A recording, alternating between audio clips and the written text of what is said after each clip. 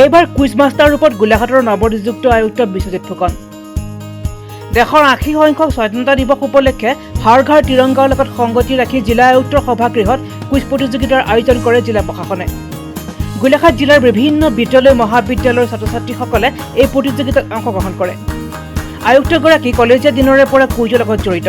তেখেতে কয় যে তেখেতে কলেজত পঢ়ি থাকোঁতে গোলাঘাটত এবাৰ কুইজ প্ৰতিযোগিতাত অংশগ্ৰহণ কৰিবলৈ আহিছিল আৰু তেখেতে পুৰস্কাৰো লাভ কৰিছিল। লগতে তেখেতে কয় যে গোলাঘাটৰ ছাত্ৰ ছাত্ৰীসকলৰ কুইজৰ প্ৰতি বিশেষ ধাউতি আছে, লগতে কুইজত তেওঁলোকৰ বিশেষ পাৰদৰ্শিতাও আছে। গতিকে ছাত্ৰ ছাত্ৰীসকলক কুইজৰ প্ৰতি আকৰ্ষিত কৰিবৰ বাবে সময়ে সময়ে এইদৰে কুইজ প্ৰতিযোগিতাৰ আয়োজন কৰাৰ কথা অৱগত কৰে। এই কাৰ্যসূচীত সৰুপথাৰ সমষ্টিৰ বিধায়ক বিশ্বজিৎ ফুকন উপস্থিত থাকে। বিধায়কগৰাকীয়েও ছাত্ৰ ছাত্ৰীসকলৰ আগত ৰাষ্ট্ৰীয় পতাকাৰ বিষয়ক বক্তৃতা প্ৰদান কৰে।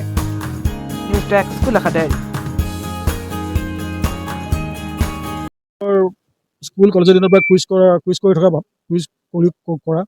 আৰু কুইজৰ লগত জড়িত হৈ থাকোঁ আৰু এতিয়াও মই কুইজ কৰি ভাল পাওঁ।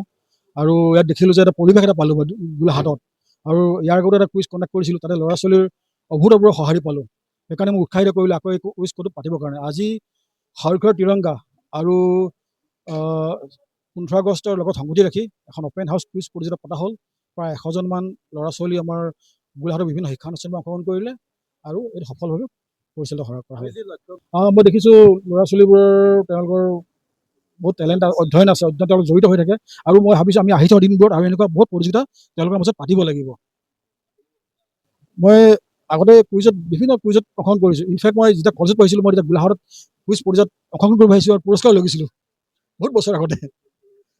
যেতিয়া মই কটনত আছিলোঁ এনেকুৱা ধৰণৰ, আৰু তাৰপিছতো মই আহিছোঁ। চলি থাকিব, আপোনালোকৰ সহযোগ লাগিব সকলোৰে।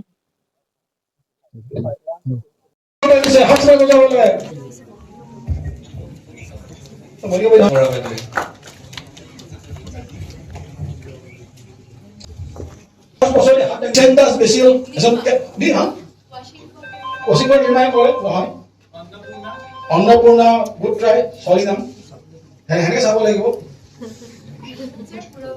পূৰবী ভাল ট্ৰাই কৰিছা। আমুল আমুলৰ ফুল মিনিং চুধা নহয় আৰু কি থাকিলে। মই ৰখি গলো ভণ্টি হাত আমাৰ মানুহজন বিধায়ক কৈ দিয়ক।